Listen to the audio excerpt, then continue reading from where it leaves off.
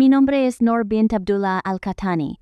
Tengo 28 años, y hoy sigo con vida solo porque Jesucristo mismo detuvo a unos tigres salvajes que estaban a punto de destrozarme dentro de una mazmorra secreta en Bangladesh.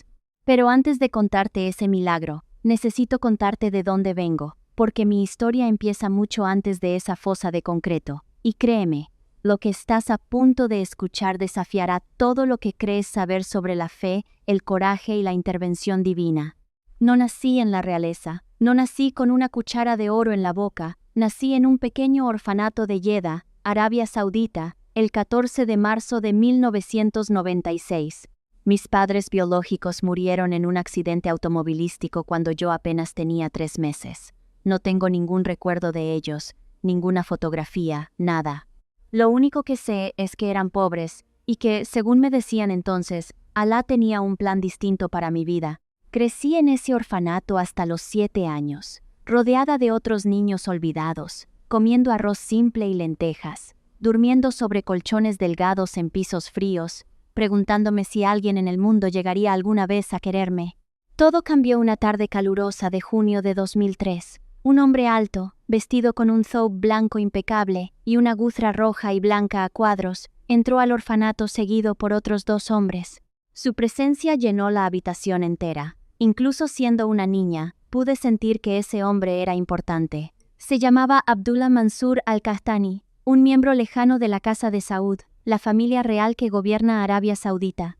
No estaba en la línea de sucesión al trono, pero tenía conexiones profundas con los negocios y la política del reino en el mundo entero. Había ido al orfanato ese día, buscando una hija. Su esposa le había dado 4 hijos varones, pero ninguna niña, y él quería adoptar una para completar su familia. La cuidadora nos hizo formar a 5 de nosotras, todas entre los 6 y los 8 años. Nos paramos en fila, nerviosas y en silencio, mientras él caminaba despacio frente a nosotras, observando a cada una. Cuando se detuvo frente a mí, me miró a los ojos por un largo momento. Luego sonrió apenas y dijo: «Esta tiene una mirada fuerte». Ese fue el día en que mi vida cambió para siempre. En menos de una semana me sacaron del orfanato y me llevaron a un palacio inmenso en la provincia de Al-Qasim, en el corazón de Arabia Saudita. La propiedad parecía sacada de un sueño. Tenía más de 60 habitaciones, pisos de mármol que reflejaban la luz del sol como espejos, candelabros dorados colgando de cada techo, y fuentes que corrían día y noche en los patios. Había sirvientes por todas partes, unos cocinando, otros limpiando, otros simplemente esperando por si se los necesitaba. Jamás había visto algo así. Mi nuevo padre Abdullah me dio un nombre nuevo para acompañar mi nueva vida. Me llamó Noor, que en árabe significa luz. Dijo que yo sería la luz de su vejez, la hija que siempre había pedido en sus oraciones. Me dieron mi propia habitación, más grande que todo el salón donde dormíamos en el orfanato. Tenía mi propio baño, mi propio closet lleno de ropa costosa, e incluso mi propia sirvienta personal, una mujer amable de Indonesia llamada Siti, que me ayudaba a vestirme y prepararme cada día. Me dijeron que ahora era una princesa, parte de la familia al-Qahtani, ligada a la casa gobernante de Saud. En ese momento no entendía lo que eso significaba, pero lo aprendí rápido. Mi padre Abdullah no era como los otros hombres adinerados de los que escucharía hablar después. Era un hombre profundamente religioso, serio, severo y completamente devoto al Islam. Rezaba 5 veces al día sin falta. Leía el Corán cada mañana antes del amanecer. Ayunaba durante el Ramadán con un rigor casi marcial, y esperaba que todos en la casa hicieran lo mismo. Pero su devoción iba más allá de la práctica personal. Creía en la yihad, creía en la ley sharia, y hablaba abiertamente de su deseo de ver la ley islámica extendida por todo el mundo, incluso en Europa y América. Recuerdo estar sentada en la mesa siendo niña y escucharlo decirles a sus invitados: «Occidente es débil porque abandonó a Dios. Un día el Islam también los gobernará a ellos y se inclinarán ante Alá, les guste o no». Sus amigos asentían y repetían: «Inshallah, inshallah». Yo no entendía esas conversaciones entonces, pero sentía el peso que cargaban. En nuestra casa no había risas. Solo había deber, disciplina y devoción a la fe. Una de las reglas más extrañas de nuestra casa tenía que ver con el nombre de Isa, como los musulmanes llaman a Jesús. Aunque Isa aparece mencionado en el Corán como profeta, mi padre no permitía que se pronunciara su nombre dentro de casa. Si alguno de los maestros religiosos que venían a darnos clases de Corán llegaba a un versículo que mencionara a Isa, se le instruía saltarlo o referirse a él simplemente como el profeta, sin usar su nombre. Una vez le pregunté a mi padre por qué no podíamos decir su nombre, y me miró con ojos filosos y dijo: porque los cristianos corrompieron su historia, no permitiré confusión en mi casa.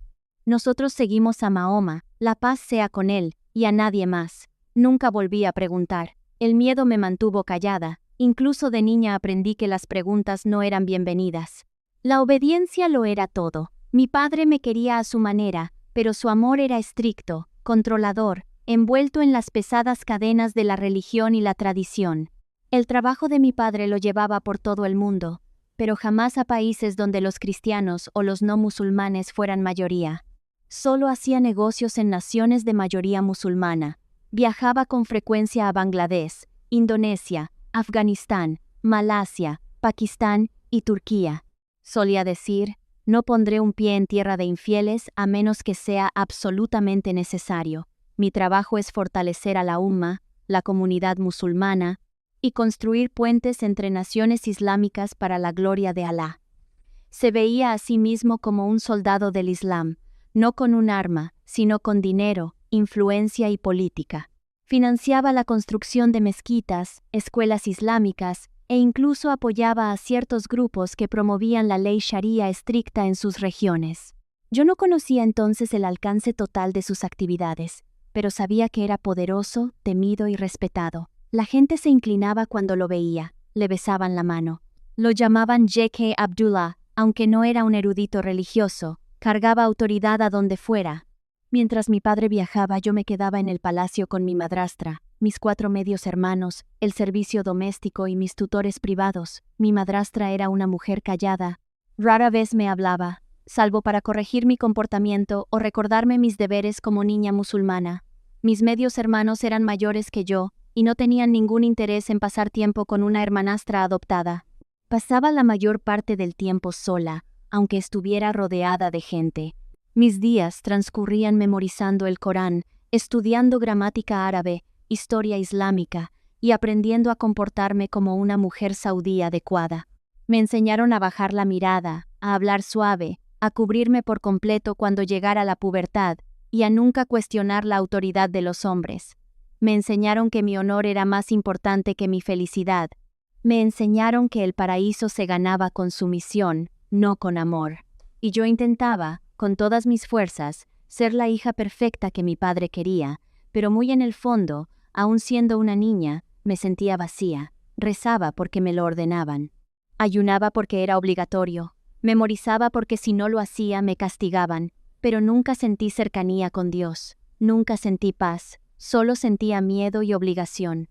Con los años esa sensación de vacío se hizo más profunda. Empecé a preguntarme si había algo más en la vida que rituales y reglas. Sentía un anhelo extraño en el corazón, algo que no podía explicar ni entender.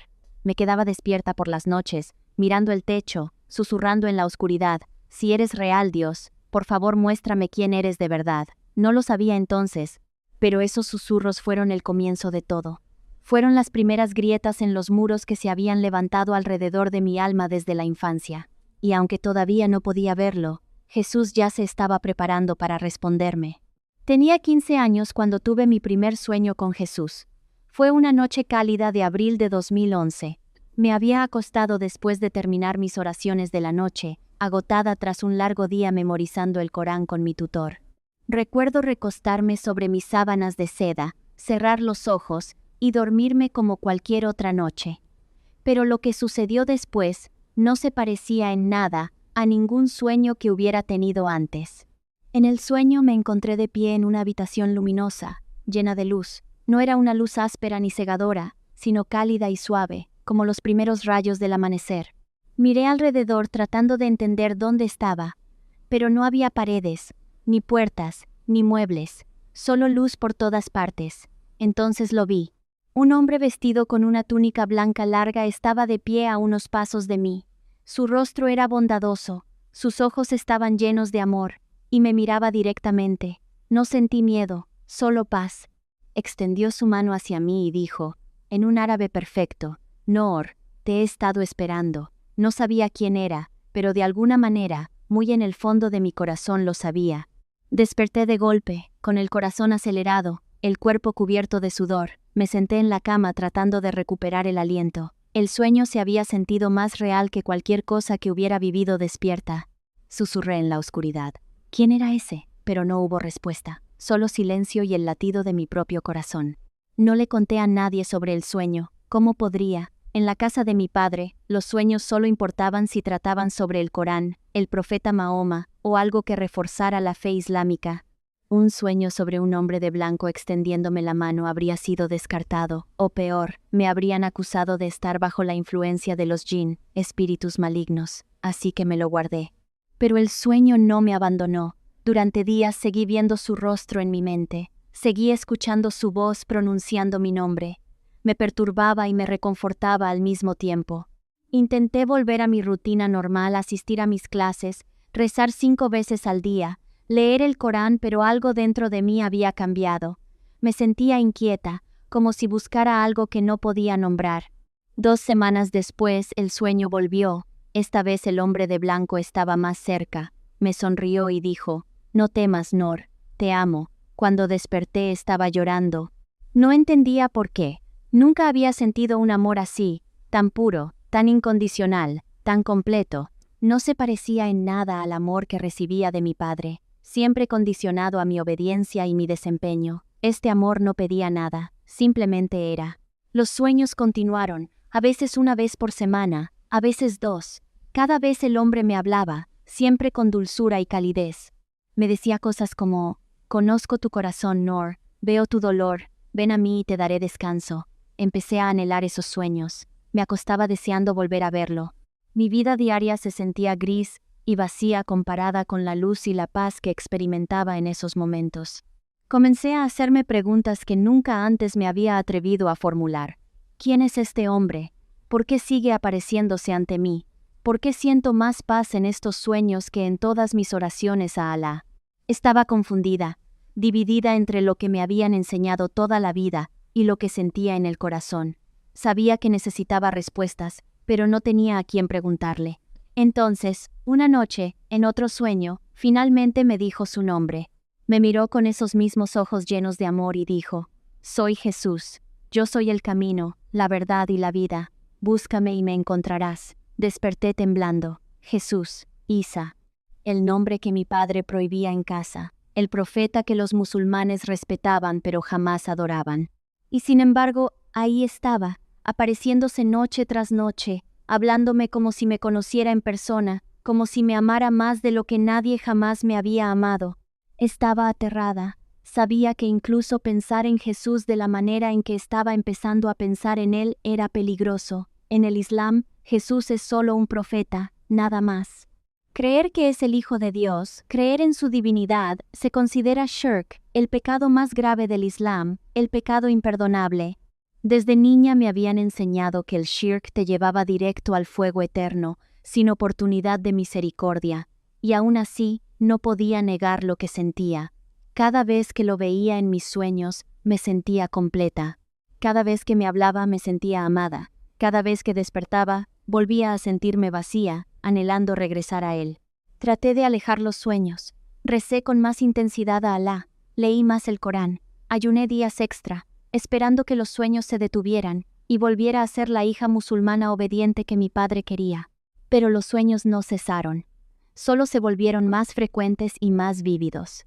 En uno de ellos Jesús tomó mi mano y dijo, «Me has estado buscando toda tu vida, Noor. Ahora te voy a mostrar dónde encontrarme». Le pregunté, «¿Dónde?». Él sonrió y respondió, «En mi palabra. Busca mi palabra y conocerás la verdad». Al principio no entendía a qué se refería. Su palabra, ¿qué palabra? Entonces recordé algo que había escuchado, años atrás, de una de las empleadas del servicio, una mujer filipina llamada María, que trabajaba en nuestro palacio. Ella era cristiana, aunque mantenía su fe en absoluto secreto porque era peligroso hablar abiertamente de cristianismo en Arabia Saudita. Un día, mucho tiempo atrás, la había visto leyendo un pequeño libro en su cuarto. Le pregunté qué era, y ella lo escondió rápidamente y dijo, «Nada, princesa.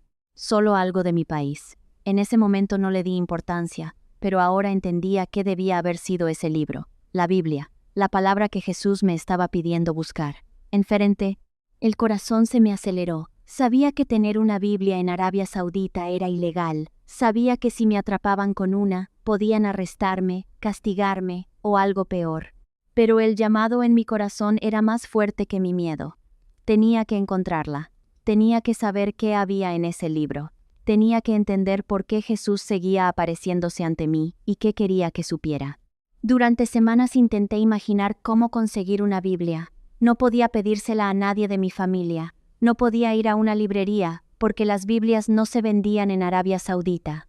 No podía pedirla en línea, porque mi padre supervisaba todas las entregas al palacio. Me sentía atrapada, desesperada, frustrada. Entonces, una tarde, mientras caminaba por el patio, volví a ver a María regando las plantas junto a la fuente. Me acerqué con cuidado, asegurándome de que nadie más estuviera cerca. Le susurré, «María, necesito tu ayuda». Ella me miró con los ojos muy abiertos, nerviosa. «Sí, princesa». Dudé, y luego dije en voz baja, «Necesito una Biblia». Su rostro se puso pálido. Miró alrededor rápidamente para asegurarse de que nadie la hubiera escuchado. Después negó con la cabeza y dijo, «Princesa, no puedo. Si alguien se entera, nos matarán a las dos». Le tomé la mano con suavidad y dije, «Por favor, María, he estado teniendo sueños. Jesús me está llamando. Necesito leer su palabra». Se le llenaron los ojos de lágrimas. Me miró largamente y finalmente asintió. «Voy a intentarlo», susurró, «pero tienes que tener mucho cuidado». 3 días después, María deslizó un pequeño libro envuelto en tela en mi mano, mientras me servía el té en mi cuarto. No dijo nada, solo me miró con ojos temerosos pero llenos de esperanza, y salió deprisa. Cerré la puerta con seguro, me senté en la cama, y desenvolví la tela con las manos temblando.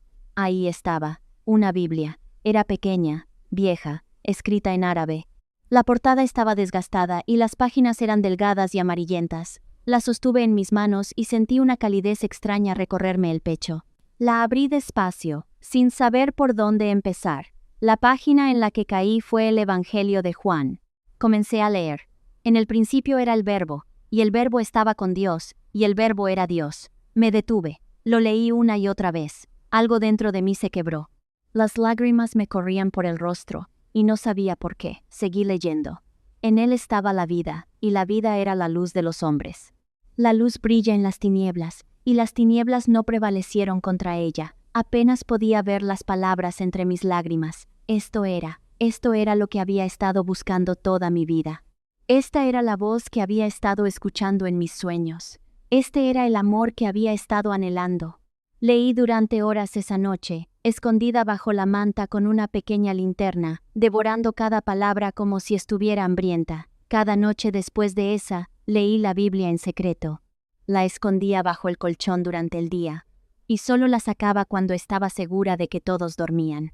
Leí sobre Jesús sanando a los enfermos, perdonando a los pecadores, amando a los que nadie amaba, llamando a la gente a seguirlo. Leí sobre su muerte en la cruz y su resurrección de entre los muertos. Leí sus palabras, «Vengan a mí todos los que están cansados y cargados, y yo les daré descanso». Esas palabras me atravesaron el corazón. Había estado cansada toda mi vida.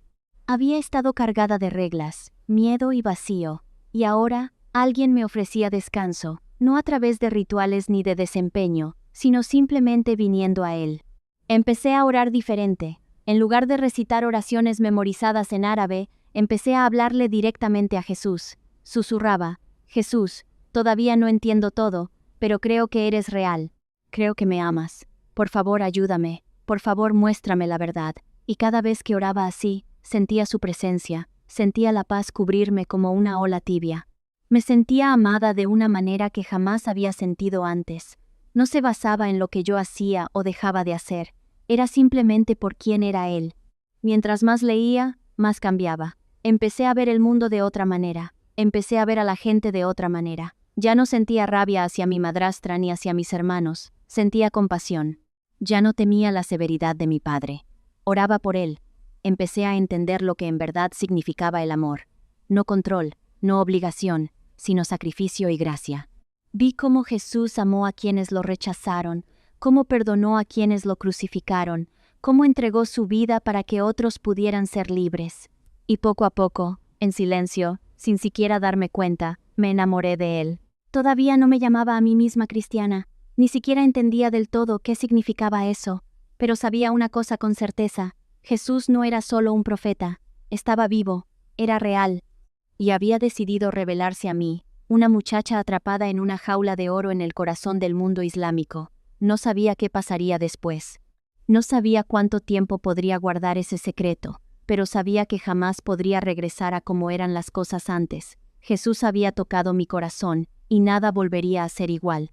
Durante 2 años viví una doble vida. De día era la hija musulmana obediente, rezaba 5 veces, ayunaba en Ramadán, asistía a mis clases de Corán, mantenía la cabeza baja en sumisión. Pero de noche era alguien completamente distinto. Era una buscadora, una creyente, una seguidora de Jesús en secreto. Leía la Biblia en cada oportunidad que tenía, escondiéndola en distintos lugares de mi habitación para que nadie la encontrara. Le oraba a Jesús en susurros, pidiéndole que me guiara, me protegiera y me ayudara a entender qué quería que hiciera. Mi corazón cambiaba rápidamente, pero mi vida seguía igual. Sabía que no podría guardar el secreto para siempre, pero también sabía que revelarlo me costaría todo. Intentaba equilibrar ambas vidas lo mejor que podía, pero la tensión dentro de mí crecía cada mes que pasaba. Sentía que llevaba una bomba de tiempo dentro del pecho, esperando el momento en que estallaría. Ese momento llegó en septiembre de 2013, cuando tenía 17 años. Mi padre anunció una noche, durante la cena, que viajaría a Dhaka, Bangladesh, para una reunión de negocios importante con varios líderes musulmanes e inversionistas prominentes. Eso era normal. Viajaba seguido. Pero después dijo algo que me dejó helada. Me miró desde el otro lado de la mesa y dijo: «Noor, esta vez vendrás conmigo». Se me detuvo el corazón. Lo miré confundida y pregunté: «¿Yo, padre? ¿Por qué?». Se limpió la boca con la servilleta y respondió con calma: «Porque ya tienes edad para entender el trabajo que hago por el Islam.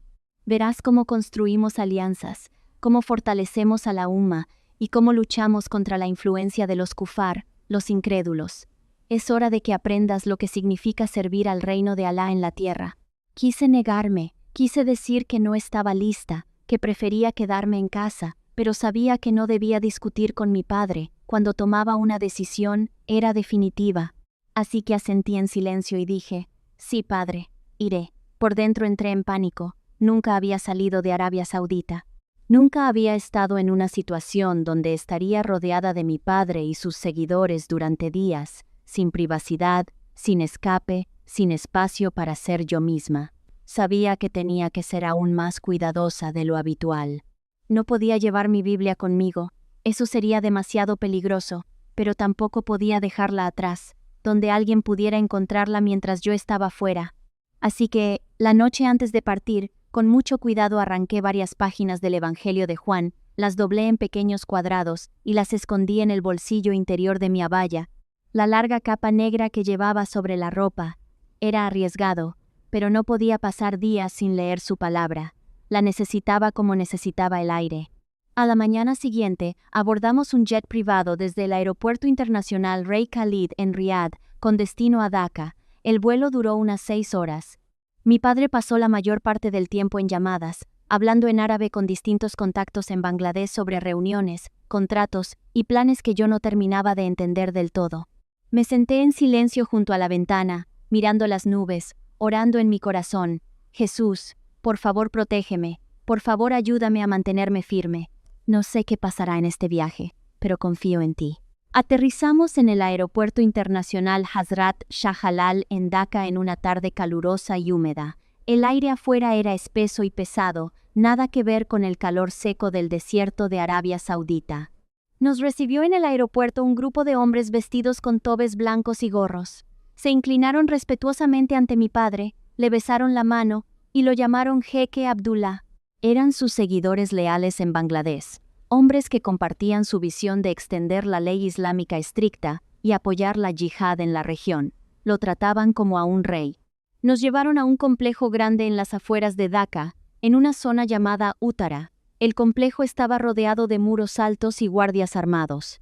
Adentro había varios edificios: la casa principal, casas de huéspedes, un salón de oración y lo que parecían oficinas. A mi padre le dieron la habitación más grande de la casa principal y a mí me dieron un cuarto pequeño en el segundo piso con una ventana que daba a un patio. Era limpio y sencillo, nada que ver con el lujo de nuestro palacio, pero no me importó. Solo me sentía aliviada de tener una puerta que pudiera cerrar con seguro. Esa primera noche esperé hasta que todos durmieran. Después saqué las páginas dobladas de las escrituras de mi abaya y las leí a la luz de mi teléfono. Las palabras me trajeron consuelo y fuerza. Susurré una oración de gratitud a Jesús por mantenerme a salvo hasta ese momento. Los siguientes 3 días estuvieron llenos de reuniones, oraciones y discusiones. Mi padre se reunía con empresarios, líderes religiosos y figuras políticas. Yo debía sentarme en silencio al fondo durante algunas de esas reuniones, vestida con modestia, sin hablar a menos que me hablaran. Los escuchaba hablar de construir más madrasas, financiar escuelas islámicas, apoyar tribunales de la Sharia y luchar contra lo que ellos llamaban la corrupción occidental. Hablaban del Islam como una fuerza política, no solo como una religión. Hablaban de la yihad como un deber, no como una opción. Me daba náuseas escucharlos, pero mantenía el rostro neutral y la boca cerrada. Al cuarto día mi padre tenía una reunión programada en otra parte de la ciudad. Me dijo que podía quedarme en el complejo y descansar.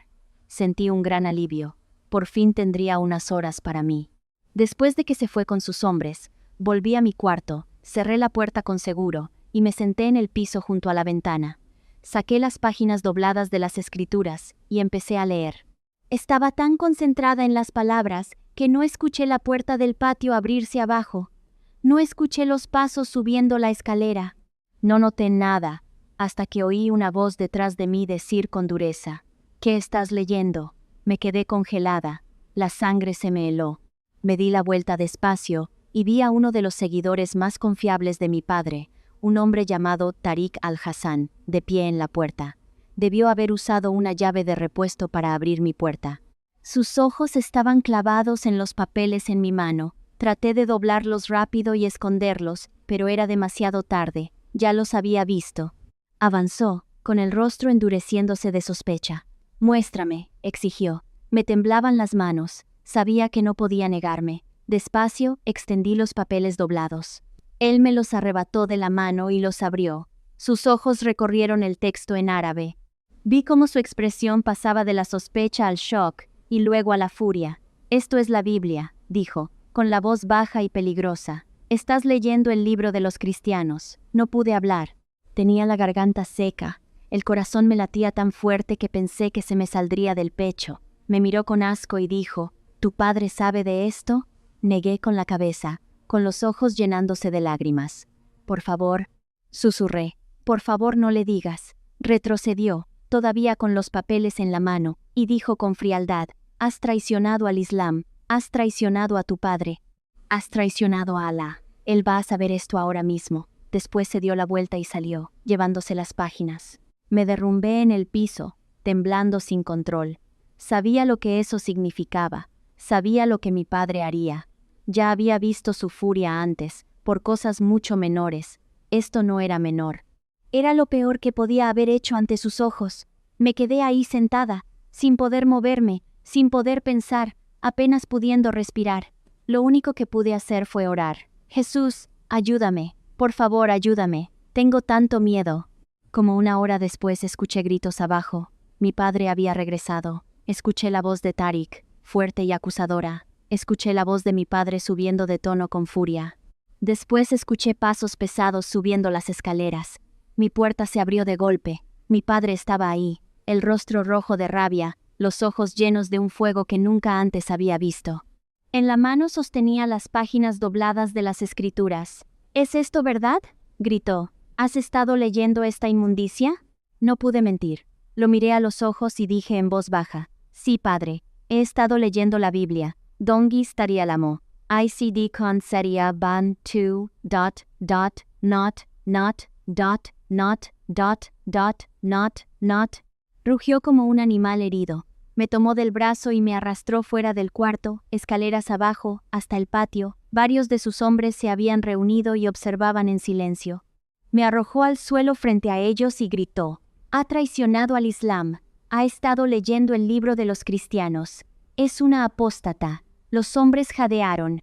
Algunos empezaron a gritarme, llamándome traidora, kafir, infiel. Mi padre estaba de pie sobre mí, respirando con dificultad, los puños apretados.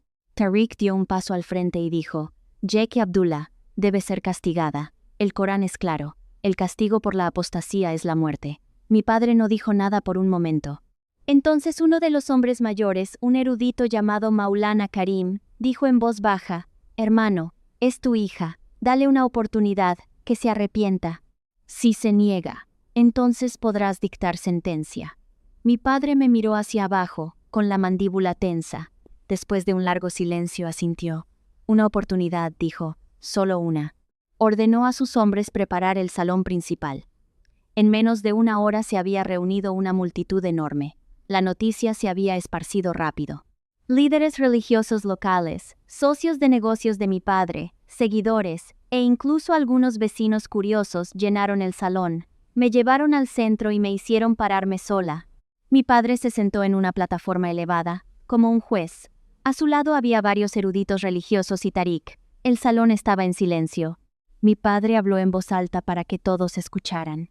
«Mi hija fue encontrada leyendo la Biblia. Se ha apartado del Islam y sigue las falsas enseñanzas de los cristianos. Le doy una oportunidad de volver a la verdad. Si se arrepiente, quema este libro y declara la shahada, será perdonada. Si se niega, enfrentará el castigo que prescribe Alá». Levantó las páginas dobladas y un encendedor.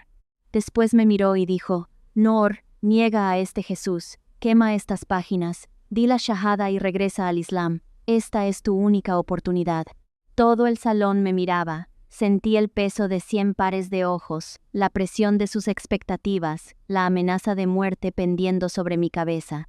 El rostro de mi padre era duro, pero también vi algo más en sus ojos: desesperación. Quería que obedeciera, quería que me salvara a mí misma, quería que le hiciera esto fácil, pero no pude. Y es que salvar a Godé. Pensé en Jesús, pensé en todos los sueños, en la paz, en el amor, en la verdad que había encontrado en su palabra. Pensé en cómo había muerto por mí y cómo me había llamado suya. No podía negarlo, ni ahora, ni nunca. Levanté la cabeza, miré a mi padre a los ojos y dije con claridad: «No voy a negar a Jesús. Él es el Hijo de Dios. Él es la verdad. No voy a quemar su palabra». El salón estalló. La gente gritaba, algunos con furia, otros en shock.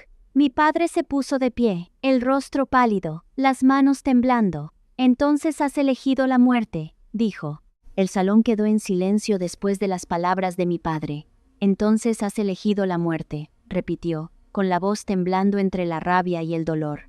Me quedé de pie en el centro del salón, el cuerpo temblando, pero el corazón extrañamente en calma. Esperaba furia, esperaba castigo, pero no esperaba lo que vino después. Mi padre se dirigió a Tariq y a los otros hombres en la plataforma y dijo: «Llévensela, necesito tiempo para decidir cómo se hará esto». 2 hombres me tomaron de los brazos y me sacaron a rastras del salón. No me resistí. Me llevaron por una escalera angosta hasta un sótano bajo la casa principal, un cuarto frío y oscuro con paredes de concreto y un único foco tenue colgando del techo. Me empujaron adentro y cerraron la pesada puerta de metal, con seguro detrás de mí. Escuché sus pasos alejarse, y después no hubo más que silencio. Me senté en el piso frío, abracé mis rodillas contra el pecho, y empecé a orar. «Jesús, no sé qué me va a pasar, pero confío en ti. Aunque muera, no te voy a negar. Por favor, dame fuerza. Por favor, quédate conmigo». Sentí su presencia de inmediato, como una manta cálida envolviendo mi alma. Seguía asustada, pero ya no estaba sola. Me quedé en ese sótano durante 2 días. Nadie vino a verme, excepto un joven sirviente que me traía agua y un pedazo de pan una vez al día. No me miraba. Deslizaba la comida por una pequeña ranura en la puerta y se iba deprisa, como si yo cargara una enfermedad. Pasé esas horas orando, recitando las escrituras que había memorizado y cantando canciones de adoración en voz baja para mí misma. No conocía ninguna canción cristiana, así que inventaba las mías propias, susurrando palabras de amor y gratitud a Jesús. El tiempo pasaba lento, no sabía si era de día o de noche. Perdí la cuenta de todo excepto de la presencia de Dios. La mañana del tercer día, la puerta se abrió de golpe. Mi padre estaba ahí, flanqueado por Tarik y otros 2 hombres que no reconocí. Mi padre se veía más viejo, cansado, como si no hubiera dormido, pero sus ojos estaban duros. No me dijo nada. Simplemente asintió hacia los hombres, y me pusieron de pie de un tirón. «Es hora», dijo Tarik con frialdad. Me arrastraron escaleras arriba, por el complejo, y hasta el patio, donde un auto esperaba. Me empujaron al asiento trasero. Mi padre se sentó adelante. Nadie habló. El auto condujo por las calles de Dhaka durante casi 1 hora, hasta salir de la ciudad y adentrarse en una zona rural rodeada de bosques densos y ríos. No tenía idea de a dónde nos dirigíamos, pero un miedo profundo se instaló en mi estómago. Finalmente nos salimos de la vía principal hacia un camino de tierra angosto que se adentraba en el bosque. Los árboles se hicieron más espesos, el aire se volvió más húmedo, y los sonidos de la ciudad desaparecieron por completo. Nos detuvimos frente a un enorme portón de metal cubierto de óxido y enredaderas. 2 guardias armados estaban afuera. Al ver a mi padre, abrieron el portón de inmediato y nos dejaron pasar. Detrás del portón había un complejo escondido, mucho más pequeño que el de Dhaka, pero mucho más siniestro. No había ventanas, no había decoraciones, solo edificios simples de concreto que parecían abandonados desde hacía años. El auto se detuvo frente a uno de esos edificios. Mi padre bajó, y los hombres me sacaron detrás de él. Tarik caminó adelante y abrió con llave una puerta pesada de acero. El olor que salió de adentro me hizo tener arcadas. Era olor a animales, a desperdicio, a muerte. «¿Qué es este lugar?», pregunté, con la voz apenas un susurro. Nadie respondió. Tarik me tomó del brazo y me jaló hacia adentro. El pasillo era oscuro y angosto. Podía escuchar sonidos extraños haciendo eco desde abajo, gruñidos bajos, respiración pesada, el raspar de garras sobre concreto. El corazón se me empezó a acelerar. Bajamos por una escalera empinada hasta una cámara subterránea. Cuando llegamos al fondo, lo vi. Una fosa enorme, de unos 6 metros de ancho y casi 5 de profundidad, con paredes de concreto grueso y barrotes de acero cruzando la parte superior. Y adentro de la fosa, caminando de un lado a otro, había 3 tigres de Bengala completamente adultos. Jadeé y retrocedí, pero los hombres me sostuvieron con firmeza. Los tigres eran enormes, sus músculos ondulaban bajo el pelaje naranja y negro. Sus ojos brillaban en la luz tenue, y sus dientes eran largos y filosos, parecían hambrientos, parecían peligrosos, parecían máquinas de matar. Mi padre finalmente habló. Su voz era baja y fría. «Estos tigres fueron capturados en los Sundarbans», dijo. «Los han mantenido aquí en secreto durante años, usados por ciertas personas para llevar a cabo sentencias que no pueden hacerse en público. Están entrenados para matar. Ya han probado carne humana antes, y ahora serán tus verdugos». No podía respirar, no podía pensar. Miré hacia abajo, a los tigres, y ellos me miraron de vuelta con ojos que parecían atravesarme por completo. Mi padre continuó. «Serás arrojada a esa fosa. Los tigres te van a despedazar. Tu muerte será grabada en video y mostrada a otros como advertencia. Esto es lo que les pasa a quienes abandonan el Islam. Esto es lo que les pasa a los apóstatas». Tarik levantó una pequeña cámara y sonrió con crueldad. «Nos aseguraremos de que todos vean lo que pasa cuando alguien elige al Dios cristiano por encima de Alá», dijo. Sentí que las piernas me flaqueaban. Pensé que me desmayaría. Pero entonces, en medio de ese terror, escuché una voz dentro de mí. No era audible, pero era clara. «No temas, estoy contigo». Era Jesús. Cerré los ojos y susurré. «Confío en ti, Señor, incluso aquí, incluso ahora». Me arrastraron hasta el borde de la fosa, bajaron una escalera y me obligaron a descender. Me temblaban tanto las manos que apenas podía sostenerme de los peldaños. Cuando llegué al fondo, subieron la escalera. Me quedé de pie en el centro de la fosa, el piso de concreto helado bajo mis pies descalzos. Arriba podía ver a mi padre, a Tarik, y a varios otros hombres observando a través de los barrotes de acero. Tarik tenía la cámara apuntándome. Uno de los hombres gritó: «¡Suelten a los tigres!». Un portón al costado de la fosa comenzó a abrirse con un chirrido metálico fuerte. Los 3 tigres, que habían estado en un área de espera separada, ahora eran liberados dentro de la fosa principal conmigo. Escuché sus patas pesadas golpeando el suelo. Escuché sus gruñidos bajos volviéndose más fuertes. Me di la vuelta y los vi emerger de las sombras, sus ojos fijos en mí. Empezaron a acercarse despacio, con cautela, como depredadores acechando a su presa. El corazón me latía tan fuerte que pensé que explotaría. Quise gritar, pero no salió ningún sonido. Retrocedí contra la pared, apretando mi cuerpo contra el concreto frío, y comencé a orar en voz alta. Jesús, Hijo de Dios, ten misericordia de mí. Jesús, Hijo de Dios, sálvame. Jesús, te pertenezco, no te voy a negar, aún en la muerte, soy tuya. Los tigres se acercaron más. Podía ver sus músculos tensarse, preparándose para saltar. Podía ver sus garras, largas y filosas, raspando el concreto. Podía oler su aliento, caliente y rancio. Ya estaban a menos de 3 metros, después a menos de 1,5 metros. Cerré los ojos y seguí orando, con las lágrimas corriendo por mi rostro. Jesús, Jesús, Jesús.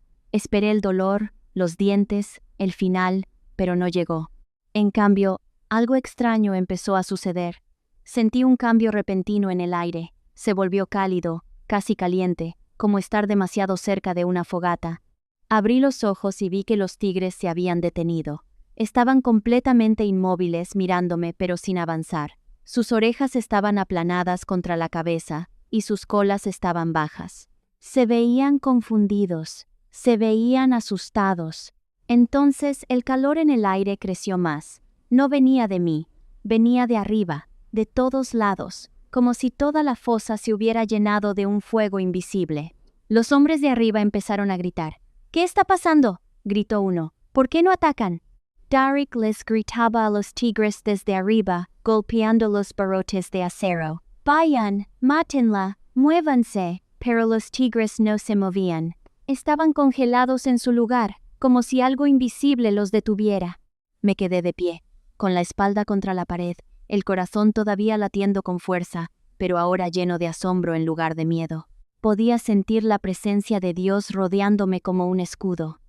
El calor era tan intenso que el sudor me corría por el rostro, pero no me quemaba.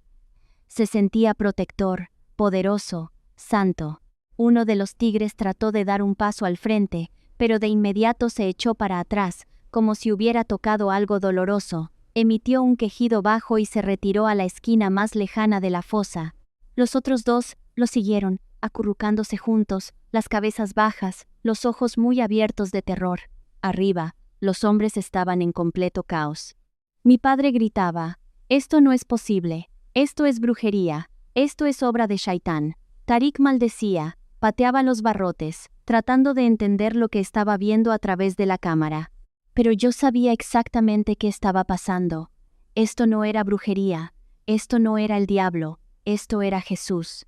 Él había entrado a esa fosa conmigo, había puesto un muro de fuego entre la muerte y yo. Había cerrado la boca de los leones, tal como lo hizo con Daniel en la Biblia. Caí de rodillas, llorando, levantando las manos hacia el cielo. «Gracias, Jesús, gracias, Jesús, eres real, estás aquí, me salvaste». No sé cuánto tiempo me quedé ahí de rodillas, pero al final escuché la voz de mi padre, temblorosa e insegura. «Sáquenla ahora». Bajaron la escalera de nuevo, y subí despacio, con las piernas débiles y temblando. Cuando llegué arriba, los hombres retrocedieron de mí como si fuera peligrosa. Mi padre me miraba con una expresión que nunca antes le había visto. No era rabia, era miedo, no dijo nada. Tarik trató de hablar, pero la voz se le quebró. Esto no se ha acabado», murmuró, aunque incluso él sonaba inseguro. Me llevaron de vuelta al sótano y me encerraron otra vez, pero esta vez todo se sentía distinto. Ya no tenía miedo. Acababa de ver el poder de Dios con mis propios ojos. Había sentido su protección. Había estado parada frente a la boca de la muerte, y Él me había librado. Me acosté en el piso frío, cerré los ojos, y sonreí. «Estás conmigo», susurré. «Aún en el valle de sombra de muerte estás conmigo». Esa noche dormí más tranquila de lo que había dormido en años. No sabía qué traería el mañana, pero sabía una cosa con certeza: Jesús estaba peleando por mí, y si Él estaba conmigo, nadie podía estar en mi contra. A la mañana siguiente, desperté con el sonido de voces discutiendo arriba. A través del techo delgado de concreto, podía escuchar a mi padre gritándole a alguien, la voz llena de frustración y confusión. No lograba entender todas las palabras, pero lo escuché decir: no es posible. Los tigres no se comportan así, algo está mal. Otra voz, que reconocí como la de Tariq, le respondía: debemos intentarlo otra vez, Jeque Abdullah. Tal vez los tigres estaban enfermos ayer, tal vez no tenían hambre. Debemos intentarlo otra vez. La voz de mi padre subió de tono. ¿Viste lo que pasó? Lo estabas grabando. Los tigres le tenían miedo. No se le acercaban. ¿Cómo explicas eso? Hubo un largo silencio. Después Tariq dijo: tal vez es magia negra. Tal vez aprendió brujería de los cristianos. Pero no podemos dejarla viva. Si se corre la voz de que desafió al Islam y sobrevivió, animará a otros a seguir su camino. Mi padre no dijo nada por un momento. Después escuché sus pasos pesados alejándose. Unos minutos después, la puerta del sótano se abrió. Era el mismo joven sirviente que me traía la comida, pero esta vez me miró con los ojos muy abiertos, llenos de miedo. Dejó el agua y el pan rápidamente y susurró: te van a llevar de vuelta hoy. Ten cuidado. Después se fue, cerrando la puerta con seguro. Supe lo que quería decir. Me llevarían de vuelta con los tigres. Cerca del mediodía, la puerta se abrió de nuevo. Mi padre estaba ahí, con el mismo grupo de hombres del día anterior, pero esta vez había más. Conté al menos 8 hombres, todos vestidos con túnicas blancas y gorros, todos mirándome con una mezcla de odio y curiosidad. El rostro de mi padre se veía cansado, como si no hubiera dormido en toda la noche. Pero su mandíbula estaba tensa de determinación. Levántate, dijo con frialdad. Vamos de regreso. Me levanté despacio, el cuerpo todavía débil por el miedo y el agotamiento. Mientras me sacaban del sótano, escuché a uno de los hombres susurrarle a otro: tal vez deberíamos usar tigres distintos. Tal vez estos ya están viejos. Otro hombre respondió: o tal vez deberíamos agregar algo para hacerlos más agresivos. El hambre sola tal vez no sea suficiente. Sentí un escalofrío recorrerme la espalda. Estaban planeando asegurarse de que los tigres me atacaran esta vez. Iban a hacer lo que fuera necesario para garantizar mi muerte. Manejamos de regreso por los mismos caminos del bosque, pasamos el mismo portón de metal, hacia el mismo complejo escondido, pero esta vez, cuando llegamos, había más gente esperando. Vi al menos 20 hombres parados alrededor de la entrada del edificio. La noticia de lo ocurrido el día anterior se había esparcido, y habían venido a verlo con sus propios ojos. Algunos sostenían teléfonos, listos para grabar, otros cargaban cuentas de oración y murmuraban versículos del Corán. Todos me miraron mientras me arrastraban frente a ellos y hacia el interior del edificio. El olor a animales y a muerte me golpeó de nuevo mientras descendíamos a la cámara subterránea. Cuando llegamos a la fosa, vi que las cosas habían cambiado. Ahora había 4 tigres en lugar de 3, y se veían distintos. Estos tigres estaban más flacos, más agresivos, caminando de un lado a otro con una energía inquieta. Sus ojos estaban salvajes y hambrientos. Podía ver sus costillas marcándose bajo el pelaje. Los habían dejado sin comer. Alguien gritó desde arriba: estos tigres no han comido en 3 días. Esta vez no van a dudar. Mi padre me miró desde arriba, a través de los barrotes de acero, y dijo: ayer tuviste la oportunidad de ver el poder de Alá. Te protegió para darte una oportunidad más de arrepentirte. Esta es tu última oportunidad. ¿Vas a negar a Jesús y regresar al Islam? Lo miré, y a pesar de mi miedo, sentí la misma paz que había sentido el día anterior. Pensé en todo lo que me había traído hasta ese momento: los sueños, la Biblia, el amor de Jesús, la verdad que había liberado mi corazón. Pensé en lo que Jesús había dicho en las Escrituras: a cualquiera que me niegue delante de los hombres, yo también lo negaré delante de mi Padre que está en los cielos. No podía negarlo, no lo negaría, aunque significara la muerte. Hablé en voz alta para que todos escucharan: no voy a negar a Jesucristo. Él es el Hijo de Dios. Él es mi Señor y Salvador. Me salvó ayer, y hoy confío en Él. Prefiero morir creyendo en Jesús que vivir negándolo. Los hombres de arriba estallaron en rabia, algunos me lanzaron maldiciones, otros comenzaron a recitar versículos del Corán sobre el castigo de los apóstatas. El rostro de mi padre se puso rojo de ira y de vergüenza. Entonces vas a morir, dijo, y esta vez nada te va a salvar. Me obligaron a bajar por la escalera hacia la fosa otra vez. Esta vez mis manos no temblaban tanto. Sentía miedo, pero también sentía una profunda paz. Sabía que no estaba sola. Jesús estaba conmigo.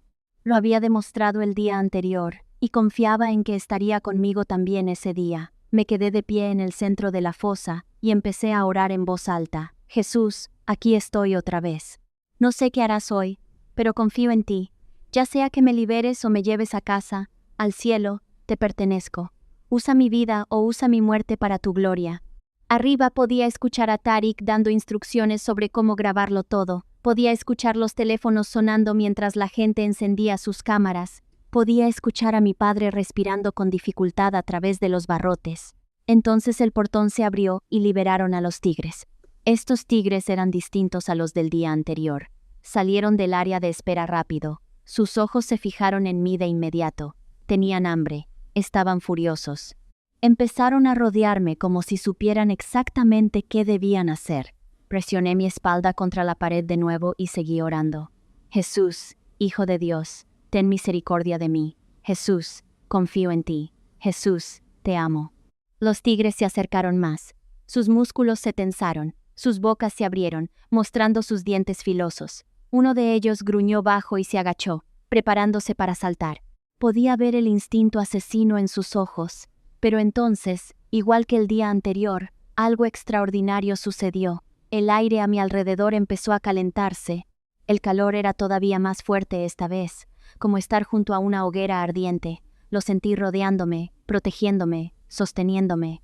El tigre que estaba a punto de atacar se detuvo de golpe, a media zambullida. Sus orejas se aplanaron contra la cabeza y emitió un quejido de confusión. Trató de dar otro paso hacia mí, pero se echó para atrás como si se hubiera quemado. Los otros 3 tigres, que habían estado avanzando desde distintos ángulos, se detuvieron todos al mismo tiempo. Empezaron a retroceder, con las cabezas bajas, las colas entre las patas. Uno de ellos intentó correr hacia mí otra vez, pero en el momento en que llegó a menos de 1,5 metros de donde yo estaba, chilló de dolor y se retiró a la esquina de la fosa. Era como si hubiera un muro invisible de fuego a mi alrededor que ellos no podían cruzar. Arriba, los hombres estaban en completo caos. Escuché teléfonos cayendo, pies arrastrándose, voces gritando en confusión y miedo. «Esto es imposible», gritó alguien. «¿Qué les está pasando?» Tariq les gritaba a los tigres, golpeando a pedos de metal contra los barrotes, tratando de hacer ruido para provocarlos. «Atáquenla. ¿Qué les pasa? Atáquenla». Pero los tigres no se movían. Se acurrucaban juntos en la esquina más lejana de la fosa, gimoteando como cachorros asustados, los ojos muy abiertos de terror. Uno de ellos incluso temblaba. Me quedé ahí, maravillada, con lágrimas de alegría corriéndome por el rostro. «Gracias, Jesús», susurré. «Gracias por mostrarles tu poder». El calor a mi alrededor siguió intensificándose. Ahora era tan fuerte que incluso los hombres de arriba podían sentirlo. Escuché a uno decir, «¿Por qué hace tanto calor allá abajo?» «El aire está ardiendo», dijo otro. «Esto no es natural, esto es sobrenatural». La voz de mi padre cortó el ruido, temblorosa e insegura. «Sáquenla, sáquenla ahora». Pero antes de que nadie pudiera bajar la escalera, algo todavía más asombroso ocurrió.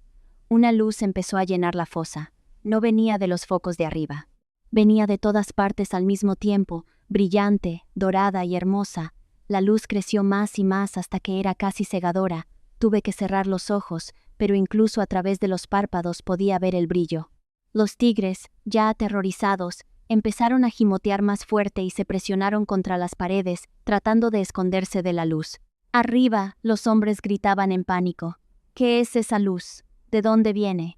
Escuché pasos corriendo, gente huyendo de la cámara. Algunos gritaban versículos del Corán, como tratando de protegerse de lo que estaban presenciando, pero en medio de todo ese caos, yo solo sentía paz. Conocía esa luz, la había visto antes en mis sueños. Era la presencia de Jesús mismo. Estaba ahí conmigo, protegiéndome, mostrando su gloria a todos los que estaban mirando. La luz duró varios minutos, y después empezó a desvanecerse poco a poco. Cuando se fue, la cámara quedó en silencio, salvo por el gemido suave de los tigres y el sonido de mi propia respiración.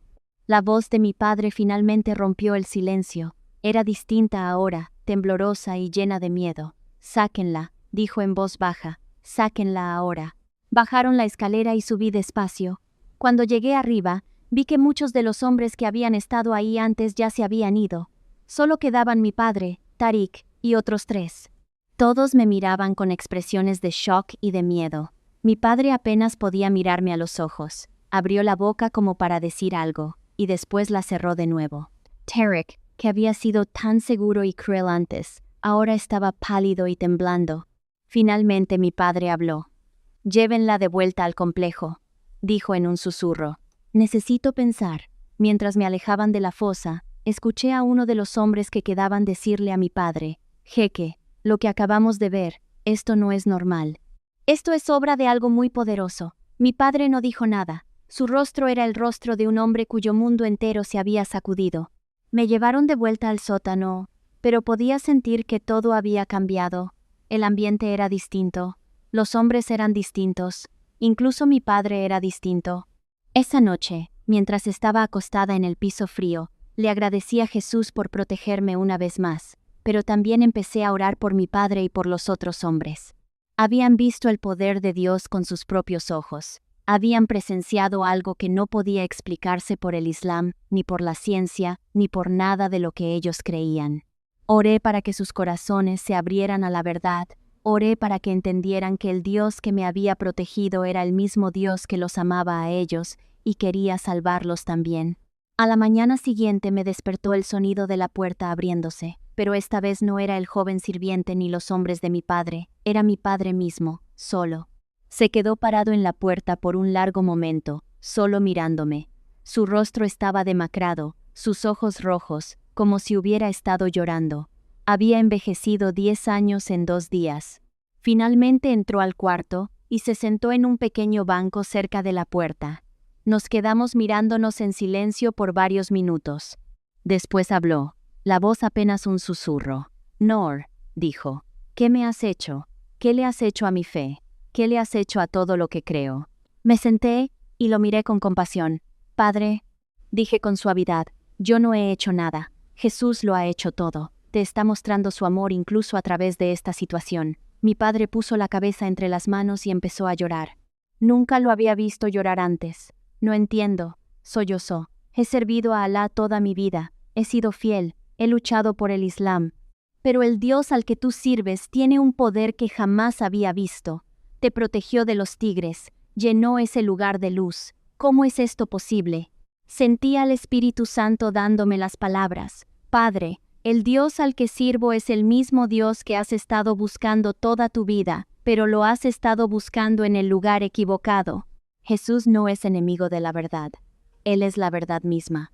No está aquí para destruir tu vida. Está aquí para darte una vida verdadera.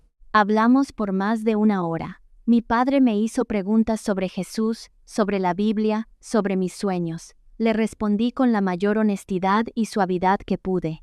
Pude ver cómo los muros alrededor de su corazón empezaban a agrietarse, pero también pude ver su miedo. Tenía miedo de perder todo lo que había construido en su vida. Tenía miedo de lo que pensarían sus seguidores.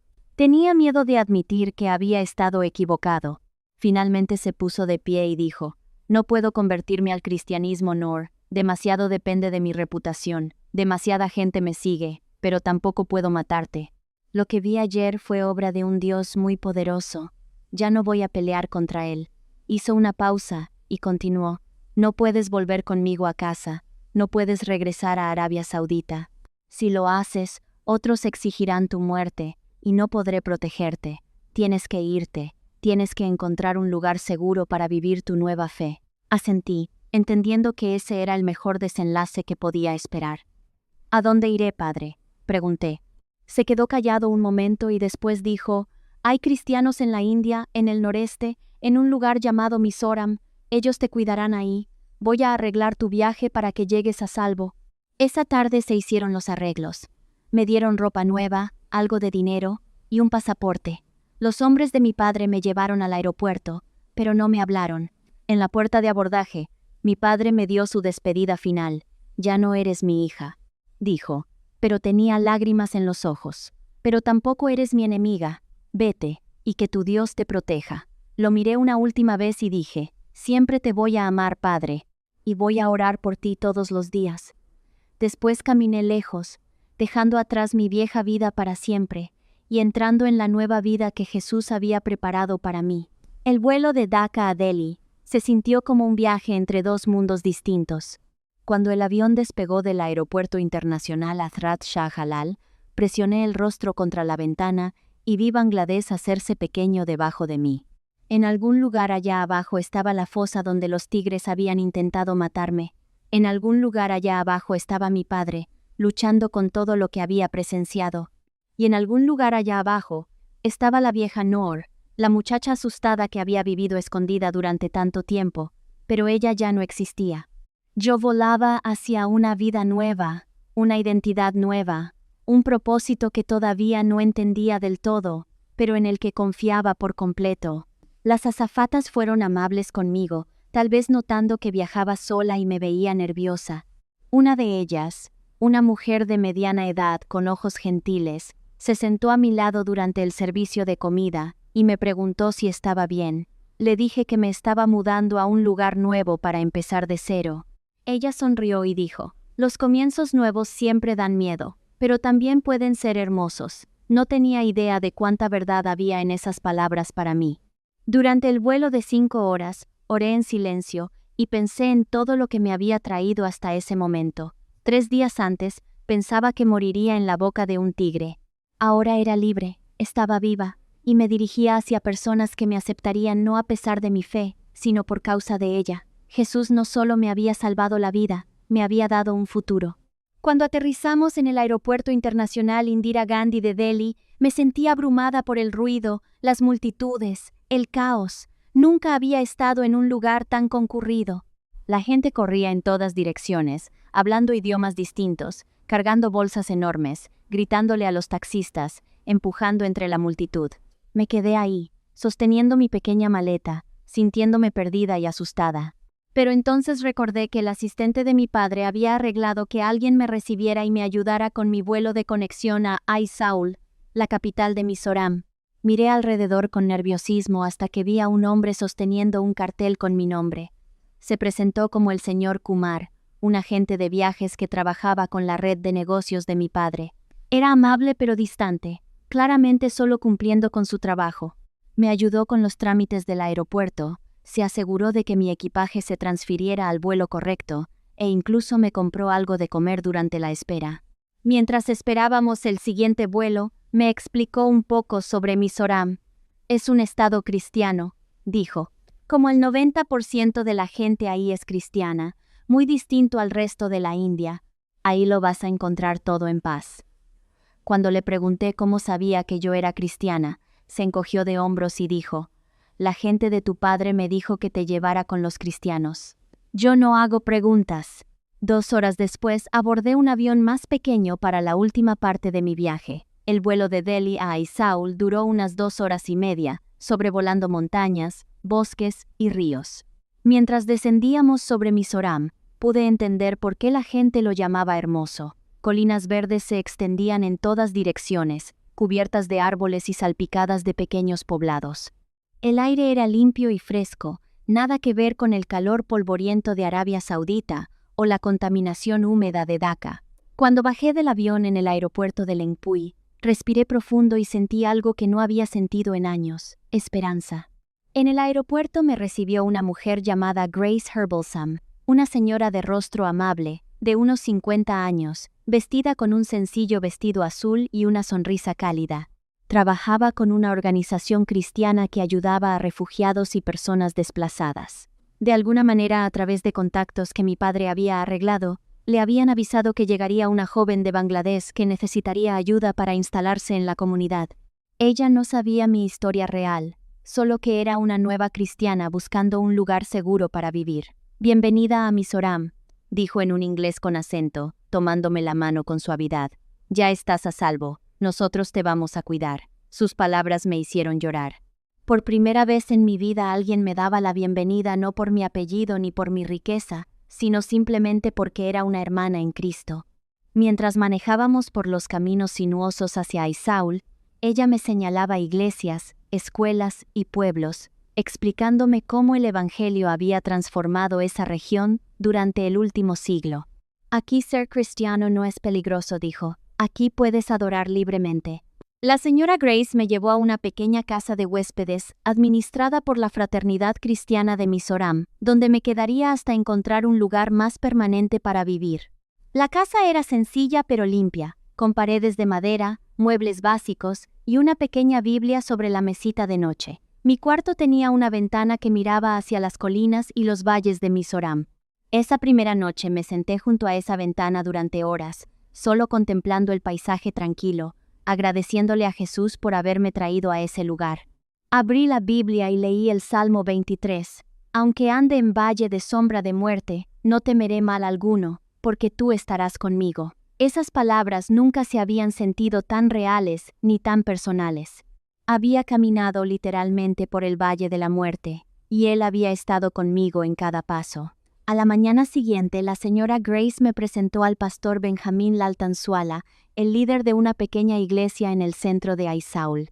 Era un hombre gentil, con el cabello canoso y ojos amables, que hablaba un inglés excelente. Cuando la señora Grace le explicó que yo era una nueva creyente de trasfondo musulmán, su rostro se iluminó de alegría. «Hermana», dijo, «eres un milagro. Hemos orado por años pidiendo que Dios trajera personas de naciones no alcanzadas a conocerlo, y aquí estás». Me invitó a compartir mi testimonio con la iglesia, pero yo todavía no estaba lista para eso. Todo seguía demasiado fresco, demasiado abrumador. En su lugar, se ofreció a reunirse conmigo en privado para estudiar la Biblia y guiarme en el discipulado. Durante las siguientes semanas empecé a adaptarme a mi nueva vida. La gente de Aisaul me recibió con una calidez increíble. No me hacían muchas preguntas sobre mi pasado, pero mostraban un amor genuino y una preocupación real por mi futuro. La señora Grace me ayudó a encontrar un pequeño apartamento cerca de la iglesia, y la congregación me proveyó de muebles básicos, ropa y utensilios de cocina. El pastor Benjamín se reunía conmigo 2 veces por semana para estudiar la Biblia y responder mis preguntas sobre la vida cristiana. Por primera vez en mi vida estaba aprendiendo sobre Dios no a través del miedo y las reglas, sino a través del amor y la relación. Aprendí sobre la gracia, el perdón, la salvación por fe y la seguridad de la vida eterna. Todo era tan distinto del Islam. En el Islam nunca estuve segura de si era lo suficientemente buena para el paraíso. Constantemente trataba de ganarme la aprobación de Alá a través de oraciones, ayunos y buenas obras, pero nunca me sentí segura en su amor. Pero en el cristianismo aprendí que Jesús ya había hecho todo lo necesario para mi salvación. Mi aceptación ante Dios no dependía de mi desempeño, sino de su gracia. Esa verdad me liberó del miedo y la culpa que me habían perseguido toda la vida. También empecé a asistir a la iglesia con regularidad. El primer domingo que asistí, lloré durante todo el tiempo de alabanza. Escuchar a cientos de personas cantando canciones de adoración a Jesús, levantando las manos en libertad, orando sin miedo, era todo lo que había soñado, pero nunca pensé que llegaría a vivir. Esas personas no fingían, no cumplían rituales por obligación, amaban genuinamente a Dios, y se notaba en sus rostros, en sus voces, en sus vidas. Después de 2 meses en Mizoram, tomé una de las decisiones más importantes de mi vida. Le pregunté al pastor Benjamín si podía bautizarme. Le había entregado mi corazón a Jesús años atrás, leyendo la Biblia en secreto, pero nunca había tenido la oportunidad de hacer una declaración pública de mi fe. Él se emocionó muchísimo. El bautismo es un símbolo hermoso de que tu vieja vida muere y tu vida nueva comienza, me explicó. Es tu manera de decirle al mundo que ahora perteneces a Jesús. Planeamos el bautismo para un domingo por la tarde de noviembre de 2013. La iglesia se reunió junto a un pequeño río a las afueras de la ciudad, y entré al agua fría vistiendo un sencillo vestido blanco que las mujeres de la iglesia me habían regalado. Cuando el pastor Benjamín me sumergió bajo el agua, sentí como el peso de mi vida pasada se lavaba. Cuando salí, jadeando, riendo y llorando al mismo tiempo, sentí que había nacido de nuevo. La congregación aplaudió y cantó. y varias personas entraron al agua para abrazarme y darme la bienvenida a la familia de Dios. Esa noche escribí en mi diario: hoy murió la princesa Noor bint Abdullah al-Qahtani. Hoy renací simplemente como Noor, hija del Rey de Reyes. Con el paso de los meses y los años, empecé a encontrar mi propósito en Mizoram. Comencé a ayudar a la señora Grace con su ministerio de refugiados, usando mi árabe para asistir a otras personas de trasfondo musulmán que habían huido de la persecución. También empecé a compartir mi testimonio en pequeños grupos, contándoles a otras mujeres cómo Jesús se me había aparecido en sueños y me había protegido de la muerte. Cada vez que contaba mi historia, veía la esperanza encenderse en los ojos de personas que habían vivido sus propias luchas y persecuciones. Aprendí a hablar hindi y, con el tiempo, algo de mizo, el idioma local. Encontré trabajo como traductora para varias organizaciones cristianas. Hice amigos de verdad, que me querían por quien era, no por lo que podía darles. Por primera vez en mi vida experimenté comunidad genuina. Ya no eran sirvientes ni familiares obligados a cuidarme.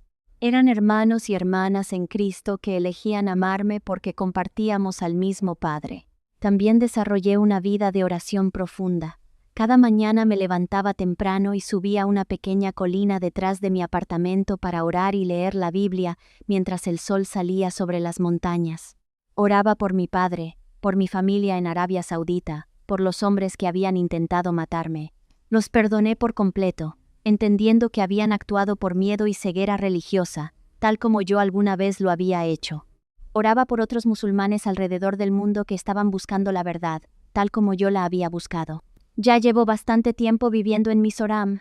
Este lugar se ha convertido en mi verdadero hogar. Ya no soy una princesa en un palacio, pero soy hija del Rey del Universo. Ya no tengo riqueza ni sirvientes, pero tengo paz y propósito. Ya no vivo con miedo, sino en libertad. Nunca más volví a saber de mi padre, pero sigo orando por él todos los días. Creo que las semillas de la verdad se sembraron en su corazón el día en que fue testigo del poder de Dios protegiéndome. Confío en que algún día esas semillas crecerán hasta convertirse en fe. A veces me pregunto cómo habría sido mi vida si nunca hubiera tenido esos sueños, si nunca hubiera encontrado esa Biblia, si nunca hubiera conocido a Jesús. Probablemente estaría casada con algún hombre musulmán adinerado a estas alturas, viviendo entre lujos pero vacía por dentro, cumpliendo rituales religiosos sin jamás conocer una relación verdadera con Dios. En cambio, estoy aquí, en estas montañas hermosas, rodeada de personas que aman a Jesús tanto como yo, usando mi historia para llevar esperanza a otros que siguen atrapados en la oscuridad. He aprendido que Dios no desperdicia nada. Cada lágrima que derramé en ese palacio fue preparación para la compasión que ahora les muestro a otras mujeres heridas. Cada momento de soledad que viví me enseñó a valorar la verdadera comunión. Cada día que viví con miedo me preparó para valorar la libertad que ahora disfruto. Y cada segundo que pasé en esa fosa de tigres me demostró que mi Dios es más poderoso que cualquier fuerza sobre la tierra.